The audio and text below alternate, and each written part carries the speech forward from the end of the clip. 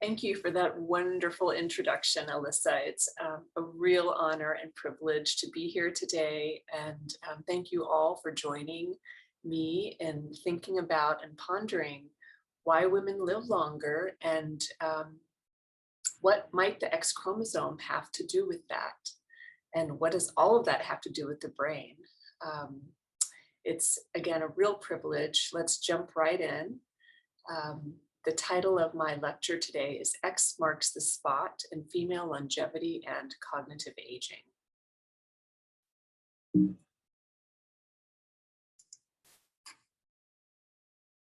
My lab studies brain resilience in aging and in neurodegenerative disease. And half of my lab studies sex chromosomes. You'll see here on the left is a picture of the hippocampus, one of the learning and memory centers in our brains. And then there are several brain cells or neurons here labeled in either green or red. And this is a female brain. And just to highlight the diversity of a female brain, I'll tell you that the green neurons are showing dad's X chromosome, and the ones right next door are showing mom's X chromosome. And this has to do with X chromosome inactivation that happens in development, but it produces an incredible diversity in the female brain that we'll speak about later. The other half of my lab studies clotho, a hormone that is a longevity hormone that circulates in our body, but we won't be discussing today. So let's get started. I'd first like to ask the question of why studying sex biology matters. Why even bother? And it's fundamentally because every cell has a sex, which is usually XX or XY, with the female chromosome complement being 2 X chromosomes and the male being an X and a Y. And sex influences fundamental biology. It governs hormonal production, influences the dose of the X chromosome or the Y chromosome. It causes female mosaicism, as in an example I just showed you, and influences epigenetic imprinting. Now, there are true sex-based differences that exist in aging and in brain health. For example, as I mentioned, women live longer. And that is a robust sex difference across the world. But also when we look, for example, at Alzheimer's disease, ALS, Parkinson's, Lewy body dementia, and these neurodegenerative diseases, women also live longer.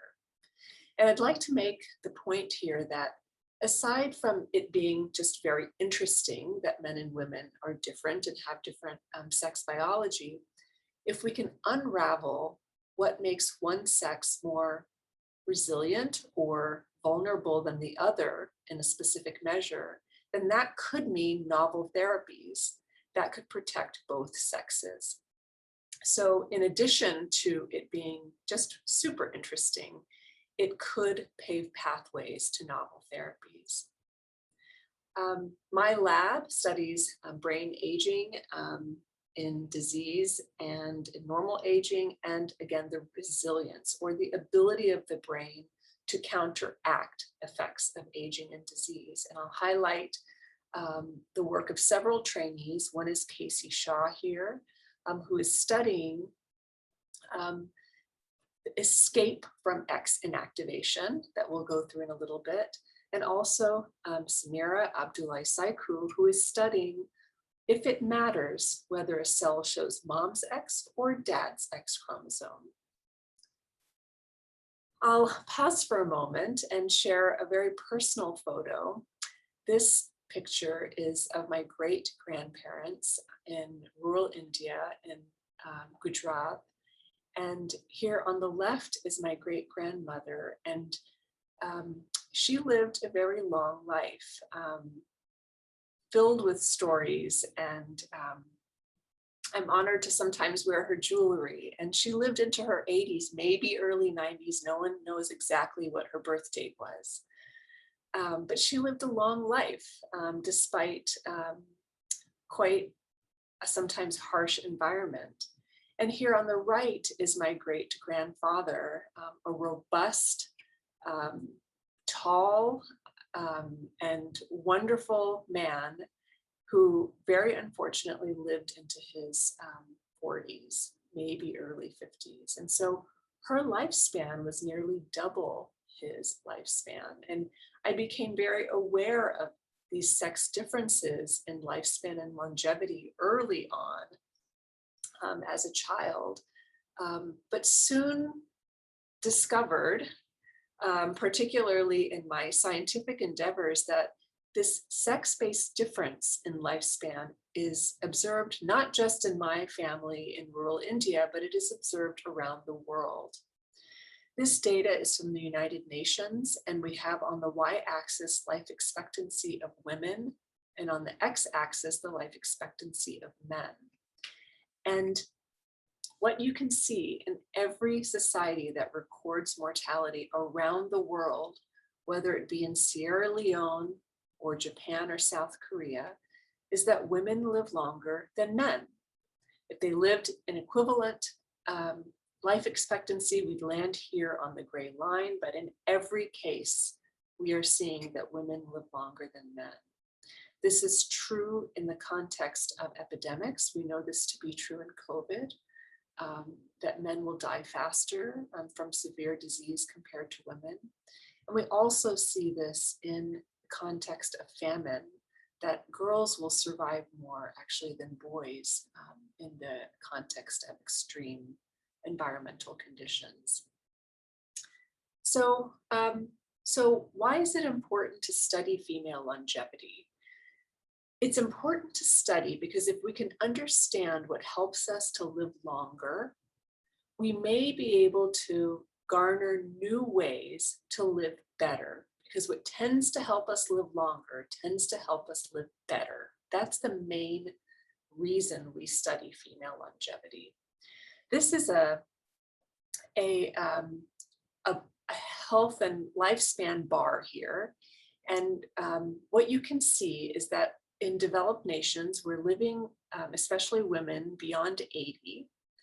But the years that we're living in a healthy body are really only 2/3 of our life here in blue. And in the late 50s is where we begin to see the onset of ill health related to aging in the form of osteoporosis, atherosclerosis, cancers, heart disease, and neurodegenerative diseases of the brain, such as Alzheimer's disease.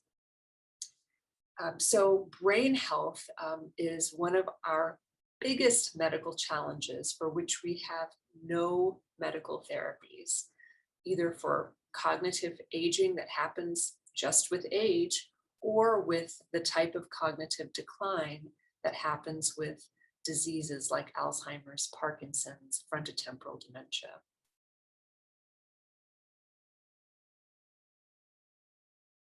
So again, the things that help us live longer tend to confer brain resilience. And it could be that female longevity could link to female advantage in cognitive aging, because we've seen in many populations that women will show less cognitive decline in normal aging compared to men. And again, this is important because we may find new targets for treating both sexes if we can understand why one sex is able to live longer and show less decline. So let's first ask the question, is there actual biological and molecular evidence for slower brain aging in women? You know, there may be many reasons women live longer than men. That may be social, environmental, cultural, the way that maybe women network, or it's proposed support each other into older age, or less isolated. But there also is evidence that biology influences this lifespan. So let's take a look at some of this evidence. A few years ago, investigators pioneered something called the epigenetic clock, which is a very, very compelling measurement of how we are aging in our body. So let's talk about that for a moment. There can be quite a disconnect between how old one is. So say one is 60 years old, then that is their chronologic age. Well, their biologic age, as measured by the epigenetic clock, which is essentially how the DNA is marked, their epigenetic age might be much younger. It might be at 45 biologically, or it could be much older. It could be at 70 biologically. So there is a disconnect between our chronologic age and our biologic age. And the epigenetic clock is a measure of our biologic age. And in many studies, I highlight one here by Steve Horvath's group at UCLA, when they looked at multiple brain regions, frontal cortex, temporal cortex, dorsolateral prefrontal cortex, entorhinal, and they looked at multiple brain regions in many samples of males and females across the lifespan. They found that females, on average, had a younger biologic age compared to males, and that's shown by these bars being to the right of this dotted line, that females were biologically younger in their brains compared to males. Very interesting and compelling. Another study published a couple of years ago, looking at the metabolic function of our brains across the lifespan, suggested that female brains are metabolically younger, about 4 to 5 years metabolically younger compared to male brains. And this was true across the lifespan. So the investigators looked through PET imaging at glucose metabolism and established a standard of what happened with metabolism in the brain over age. And then they looked by sex at men and women and found that, again, overall and across the lifespan, here shown in pink, women were metabolically younger compared to males in blue, approximately by 4 years. Very interesting and compelling. Are women's brains just aging slower? That is the question that these sorts of data raise. Now, what about cognition? Do women actually show less cognitive decline with typical aging in recent studies? There are many studies, and different studies have shown different results, but I'm going to focus on some more recent studies that have done some rigorous profiling. This is from our own Memory and Aging Center here at UCSF, and looking at normal aging, not Alzheimer's disease and not frontotemporal dementia, but normal aging, and ask who were those that were declining faster. And what you can see here is that the proportion of individuals by sex declining faster were males in this group. The Mayo Clinic has a very well characterized, rigorous cohort of several thousand individuals followed over many years and tracked closely for their brain function and cognitive functions. And what they found, again, in normal, in typical aging, not Alzheimer's disease, is that if this is worsening memory over time, the men in blue showed worsening memory over time compared to the females in orange, who showed less cognitive decline with aging. And this difference started to show itself around 40 years of age. I will also pause and tell you that we know from many studies that cognitive aging itself will start in the 30s. That's a little disconcerting.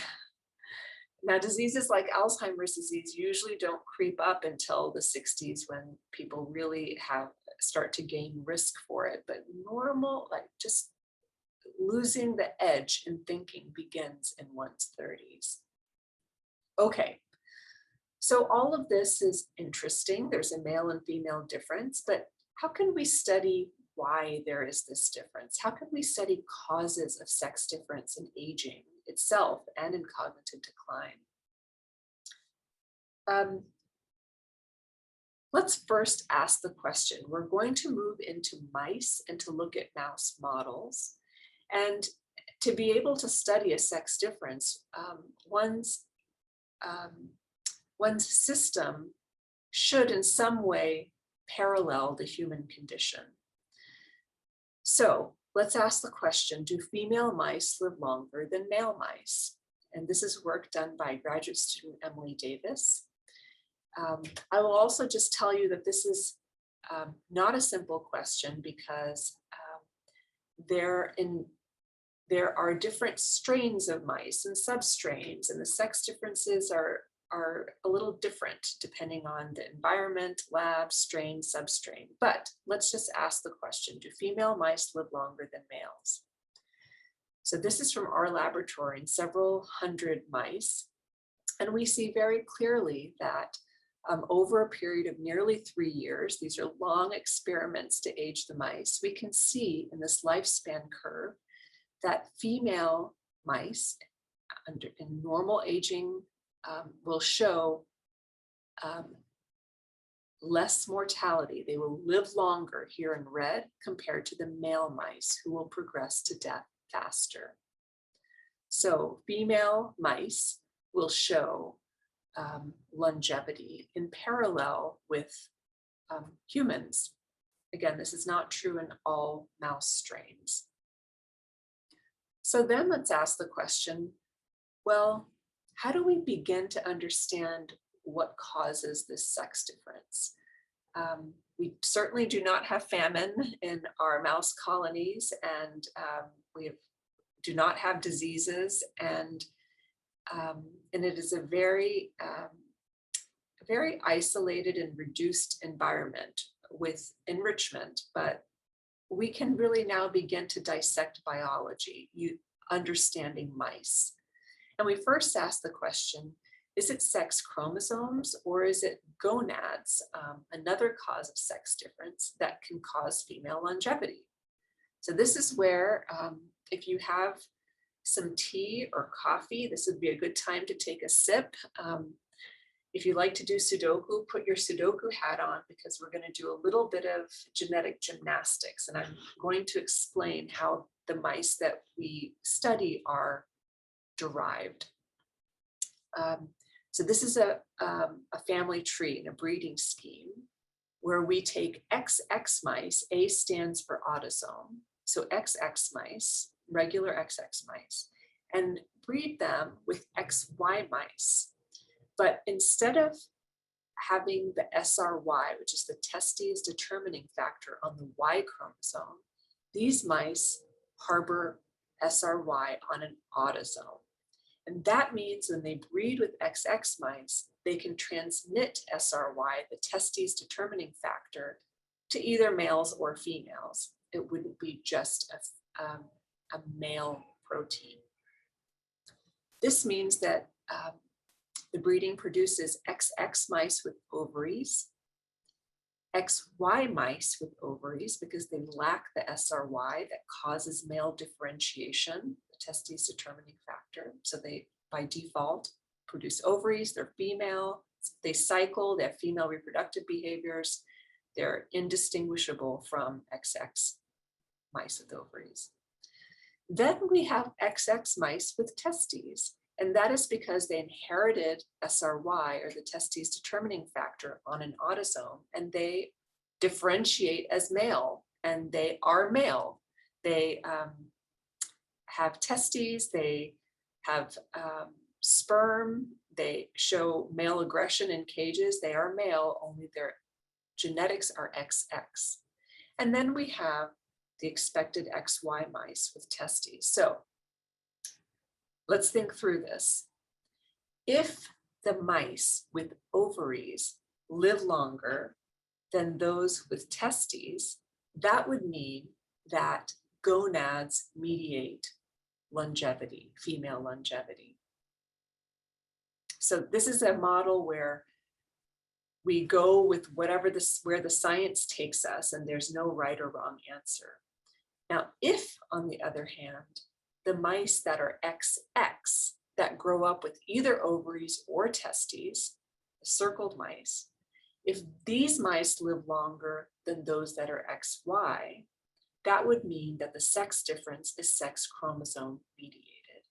So this is how we use this model to dissect whether sex chromosomes or gonads contribute to the sex difference. This is what Emily found. Again, a 3-year experiment, but she found that if we looked at all mice with ovaries first, that the XX here in red will still live longer than the XY here in purple. So that's remarkable. Even though they grew up with ovaries, XX lived longer than XY. And the same was true for mice that grew up with testes, that the XX mice here in yellow live longer than the XY mice here in blue. Now, the period of longevity is different, but they live longer overall. And when we look at the main statistical effect, what Emily found is that mice that grew up XX, whether or not they had ovaries or testes here in black, they live longer than those that were XY here in gray. So it was really that sex chromosomes will contribute to female longevity. We were able to dissect this using this genetic model. We've also looked at middle-aged mice to ask what's going on with their cognition and their spatial learning and memory. This is data from a water maze in which the mouse essentially tries to find its car at the end of the day in a garage. So it's a spatial memory. It's actually finding a platform to escape from a maze. And what you can see is that the XY mice will travel longer distances here in blue, even though they've been trained the same way as females. But the females here in red will travel shorter distances to find the escape platform. And in terms of their memory here in red, the female aging mice will remember more compared to the male aging mice in blue. I should say in this experiment, we removed mouse hormones to reproduce what happens with human aging, because in human aging, there is a very dramatic depletion of active hormones. We did the same thing in mice here. Okay, so what is it about having an XX that could promote female longevity? And because here's the deal, both male and female cells have only one active X chromosome. So what you can see here on the left is that females have one active X, and then their other X is inactivated. During development, during embryonic development, one of the X's is inactivated by lyonization, and that was discovered by Dr. Mary Lyon many years ago. And in a male cell, there is one Y chromosome and there is one X chromosome. But you can see that both male and female cells have only one active X. So why would it matter to have two X's? How could two X's confer resilience is a main question here. And there are many ways in which it would matter to have two X's. One of them, as we think back to the beginning of the talk, is a mosaicism. Because females inherit one X from their mom and one X from their dad, and then there is a random inactivation, a female cell will show either mom's X in one cell or dad's X in another cell. And that offers a very diverse and different genetic material even within the same organ and in the same individual. What about, could that silent X actually wake up with aging? We don't know. And we're working with the Simons Foundation to figure that out and to figure out whether that influences aging and healthy aging. And what about escape? Is that silenced X truly silent? And the answer is no. That cells with two X's have one X silenced here, just as this happens in development in all XX cells. However, there is still some translational escape, meaning that there's still some genes being transcribed off of that silent X chromosome. And if that is happening, that means that XX cells have an increased dose of certain X factors compared to XY cells. So when we compare factors that escape that X inactivation in both the human brain and the mouse female brain, there's really a handful of factors that converge, again, that escape X inactivation in the brains of both humans and mice. These are the factors right here. Now, we focused our studies further on KDM6A. And we did this through really a democratic lab meeting where everyone voted, because there were just many options of how the next few years would go. What were we going to focus on? And folks were very enthusiastic about looking into KDM6A because not much was known about it. But what was known is that there are people with mutations in KDM6A that have syndromes that involve intellectual disability.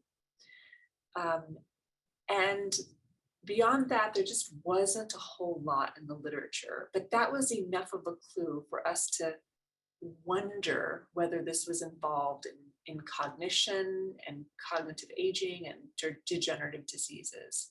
So that's how we came upon KDM6A, the democratic lab vote. Now, KDM6A is increased off of that second X chromosome. So basically, if we look at either male or female mice here on the left graph, you can see that KDM6A levels in the hippocampus, the learning and memory center, are much higher than XY mice that are male or female. So it's really being XX that increases KDM6A levels.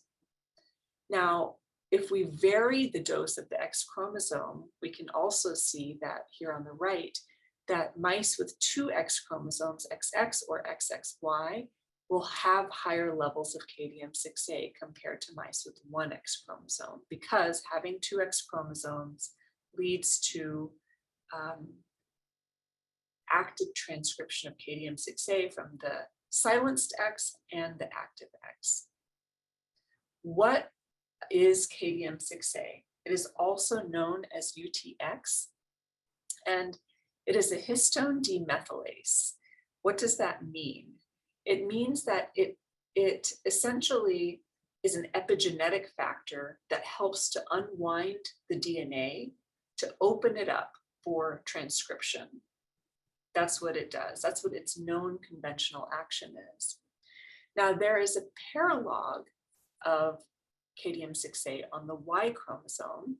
So here KDM6A is on the X chromosome, also known as UTX, and here on the Y chromosome is also a KDM6A, and the only difference, and it's called UTY, but the only difference between the one on the Y and the one on the X is the one on the Y is catalytically inactive. And so it is not able to unwind the DNA as an epigenetic factor. So again, very compelling to understand what this could be doing, what this factor could be doing, because when it is mutated in humans, it causes intellectual disability. So we wanted to ask the question and to really see and understand, does KDM6A escape from mouse neurons? Because this was going to be our model, looking at mice. And what we're looking at here is the nucleus of an XX mouse neuron in blue. And what you can see here is by fluorescence in situ hybridization by fish, you can see active transcription of KDM6A here in hot pink. This is being actively transcribed off of the inactive X chromosome, which happens to be coded by X cyst, and the active X chromosome. It's being transcribed in two spots, the inactive and the active X chromosome, a beautiful visualization of the escape from X inactivation. Here in an XY mouse neuron nucleus, you can see KDM6A is being produced or transcribed off of the one active X at one site. So again, a clear visualization that KDM6A indeed escapes in mouse neurons. Work done with Gina Williams and Barbara Panning here at UCSF. Now, Emily Davis, along with Casey Shaw, looked at where KDM6A is located in the hippocampus. And we were really befuddled and perplexed to find that KDM6A, once it is made into a protein, it's sitting out here in the cytoplasm. So here, DAPE represents nucleus in blue. And what you can see here, both in XX and in XY cells, is that KDM6A is residing predominantly in the cytoplasm, although its conventional function is supposed to be in the nucleus. And this is a puzzle that we are actively figuring out with molecular and biochemical and genetic studies. But let's just ask the question, does KDM6A modulate neuronal resilience to aging or disease-related toxicities? So now we're really looking at the cellular level at KDM6A. Again, work done by Emily, Casey, and Samira. And what we found is that, so let me first describe this system, which is a really compelling system that uses genetic engineering. And so what Samira did was that she took XX neurons, so neurons from a mouse that is XX, and then she introduced into them a form of genetic engineering called lentiviral mediated modulation. But the bottom line of what that does is that she attenuated, diminished KDM6A production. She used the system to tone it down. And so that's what you can see here is that in mouse neurons in a dish, Samira decreased KDM6A levels to male-like levels. And then she asked, what would that matter to the neuron? And it mattered a lot because when she added on toxicities related to aging and Alzheimer's disease, she could see that those neurons with less KDM6A showed more cell death and toxicity. And that was true at multiple doses of the toxin, in this case, amyloid beta oligomers. So decreasing KDM6A in XX cells worsened their vulnerability and toxicity. But then she did the same experiment, but did the counter of it in males. Let's step through this. So This is KDM6A levels in XX neurons.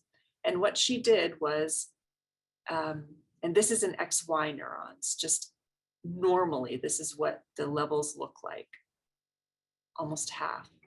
But then what she did is used, again, genetic engineering, lentiviral mediated overexpression, and she boosted up KDM6A levels in XY neurons, and she boosted them to female levels. And then she asked, what would it matter to the XY neuron? And it mattered a lot. It really changed the resilience of the neuron to toxicity. So what Samira did here is she, again, bumped up KDM6A, and then she poured on toxins. And those neurons with more KDM6A in XY cells showed less toxicity and cell death. More KDM6A was better. And she did this again with a higher dose of the toxin and saw the same thing. She bumped up KDM6A, she diminished their cell death or neurotoxicity.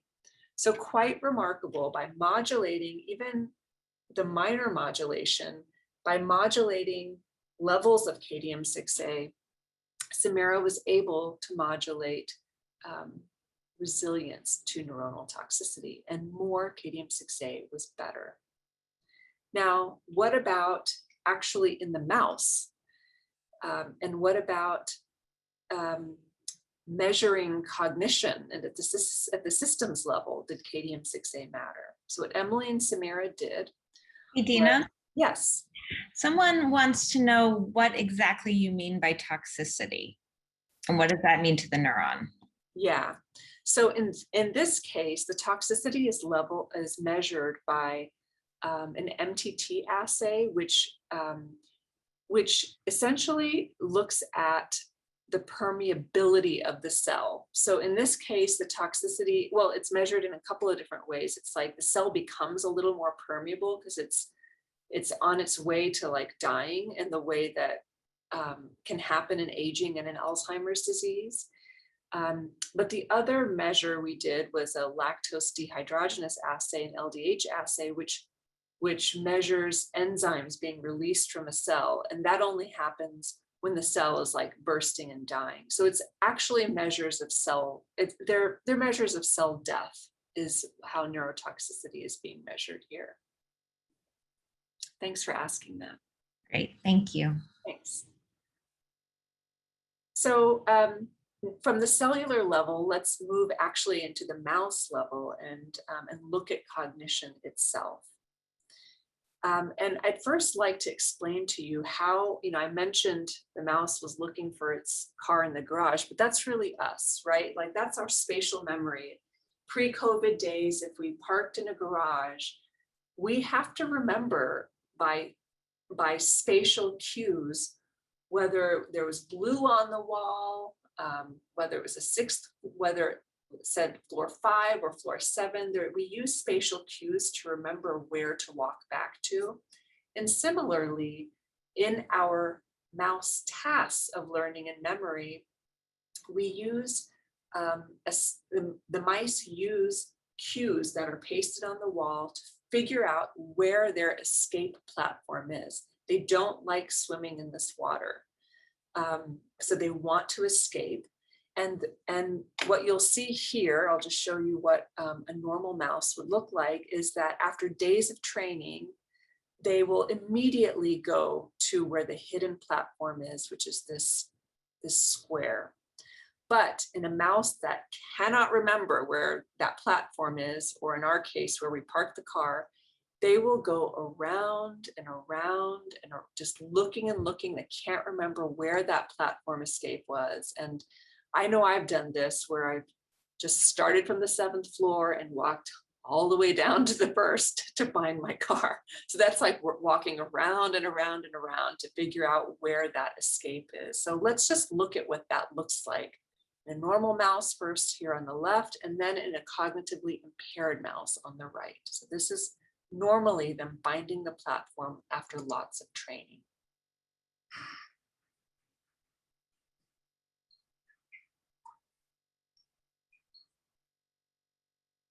Voila. And off we go. Here is the mouse that is cognitively impaired, either from unsuccessful aging or from an Alzheimer's disease type of insult. This is what it looks like.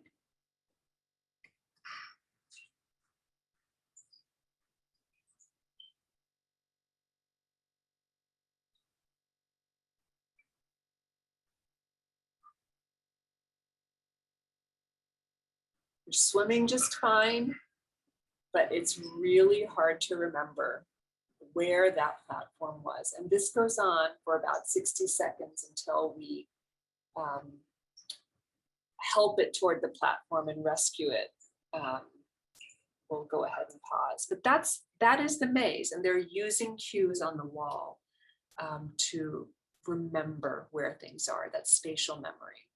So I showed this to you because it's very powerful. It's a very powerful measure in mice, and it probes something that is so valuable to us, our cognition.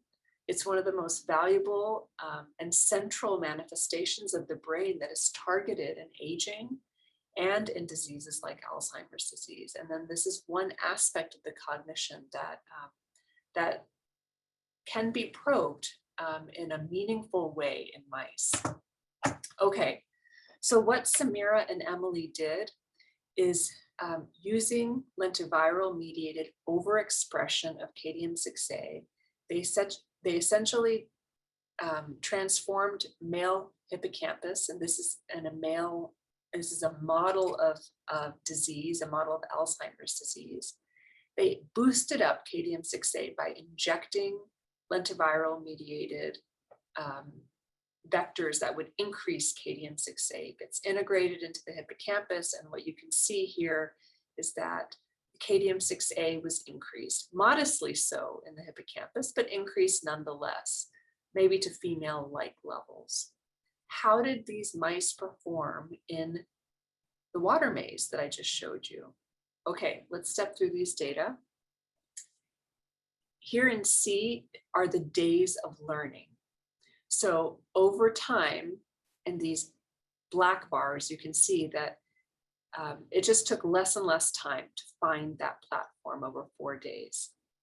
Now, in an Alzheimer's model mouse with just normal levels of Kadium-6A here with open circles, they just never learned, just couldn't learn how to find that platform. There's a severe impairment.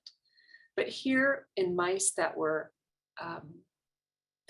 in which Kadium-6A levels were boosted, XY mice, you can see that there is a partial rescue and that there's some learning occurring over several days here in the blue squares. When we look at their memory, take the platform away, 24 hours, actually look at their memory, this will show us that the XY mice take a really long time. The disease model mice take a really long time to find the platform.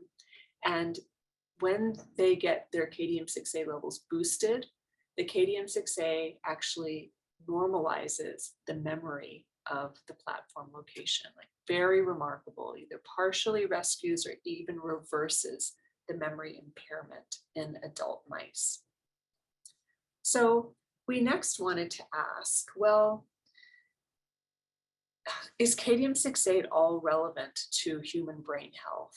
And we first asked with Jennifer Yokoyama and her trainee, Luke Bonham. Jennifer runs a neurogenetics unit here at UCSF.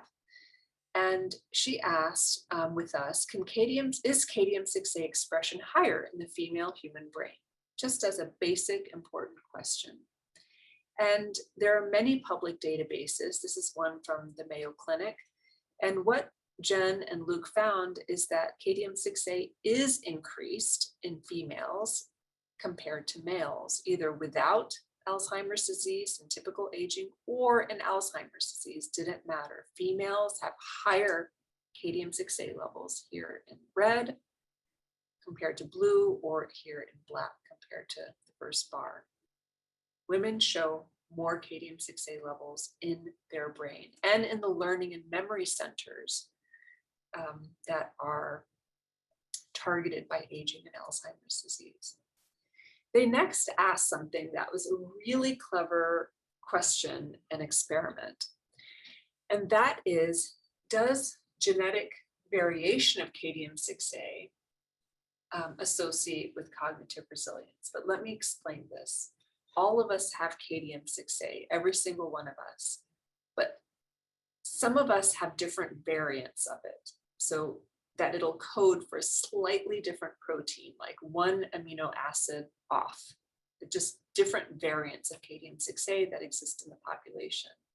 Jennifer and Luke found a variant using the GTEx database that associates or lends itself to higher levels of Kadium-6A in the brain for both men and women. They then looked at that genetic variant, and they looked in an Alzheimer's database, the ADNI database, in which people were followed for about a decade in their cognitive scores. And this includes typical aging, people with Alzheimer's disease, and people with mild cognitive impairment, all grouped together. Now, those people with 2 copies of this variant, those people with higher brain levels of Kadium-6A, did not show cognitive decline here in blue over a decade. It's quite remarkable. Now, those individuals with 1 copy of the variant with slightly higher levels of Kadium-6A showed cognitive decline, but it was attenuated here in yellow over a decade. But those individuals with no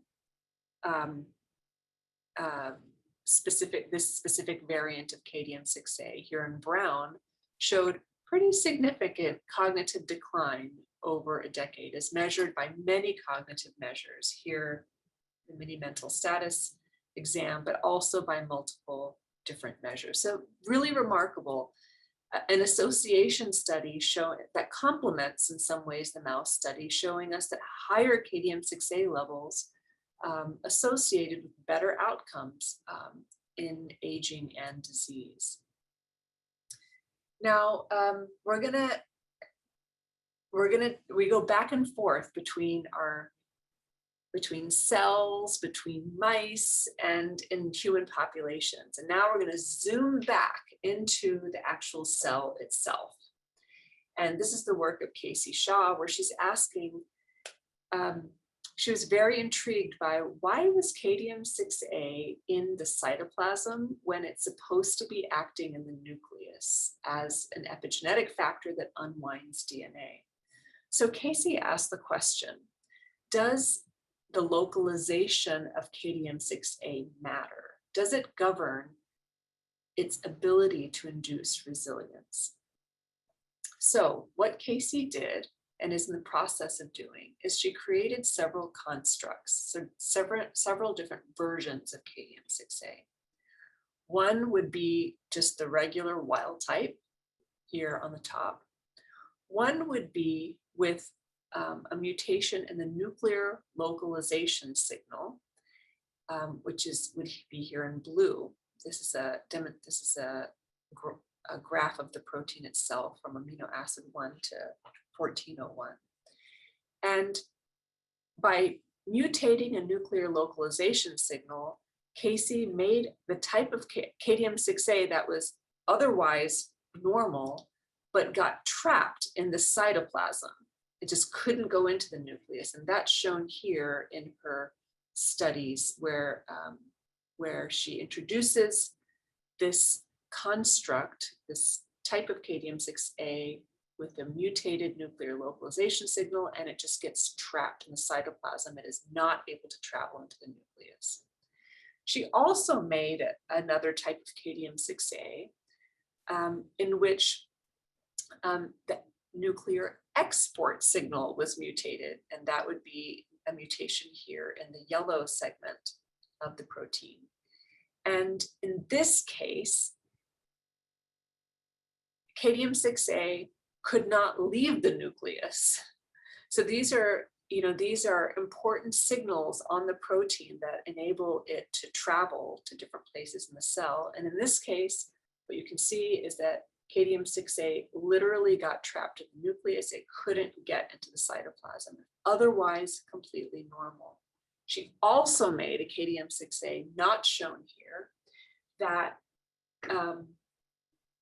inactivated that epigenetic function of unwinding the DNA. So using all these constructs, she's now going to systematically test, does Kadium-6A act in the nucleus? Does it, if we trap it there, can it still induce resilience? If we trap it in the cytoplasm, can it induce resilience? If we get rid of that epigenetic factor function of unwinding DNA, if we get rid of its histone demethylase function, can it still induce resilience? And she will systematically figure out where Kadium-6A is important to act and what domain is important, or have we discovered some new function of Kadium-6A that's not dependent on nuclear demethylase functions? And that story is developing. So we have many ongoing studies. So I'll share some of the questions that we're asking around this Kadium-6A protein. Here in the third bullet, can Kadium-6A drive female longevity? Can you increase it in males and that make them live a little longer? We don't know. Interesting question. And how is it that that genetic variant that Luke and Jen found could lead to higher Kadium-6A levels in the brain? And that would be important to know, because maybe there was some way that we could target a brain to just produce more Kadium-6A, modeled after what the genetic variant does. Who knows? Several questions, and I anticipate that you all may have some. So what can we learn from these studies overall? I'll begin to summarize and synthesize what we've just gone through. One is that women live longer. It is very robust, seen across the world, and it tends to associate with female cognitive resilience in typical aging in recent studies. Alzheimer's disease is a bit of a different story, but in typical aging, we see female cognitive resilience. Now, we also looked at that maybe that female advantage in longevity, like maybe some of those processes could set the stage for female resilience against cognitive decline and aging. And we specifically focused on the second X chromosome and looked at a factor that escaped X inactivation. And this leads us to wonder whether there could be therapeutic targets derived from the X chromosome that could benefit cognitive aging and neurodegenerative diseases in both sexes. And this is particularly important because it's been tricky to study the X chromosome in big population studies. And so in general, when there are major big genetic studies and we want to understand what factors really associate with risk or resilience, the X and Y chromosomes have been filtered out of those data sets, and they've been filtered out for technical and analytic reasons that are valid reasons. But the X chromosome is 5% of our genome in both males and in females. Maybe there's something on there that could tell us about new therapeutic targets for aging and for disease. So that's where our work is headed. And I'd like to acknowledge many people and collaborators across both UCSF and the nation, and also to acknowledge our funding from the NIH, from philanthropy, from private foundations, and particularly from the Simons Foundation. And we really hope that our studies could lead to ways to understand how we can live better, we can live longer and better.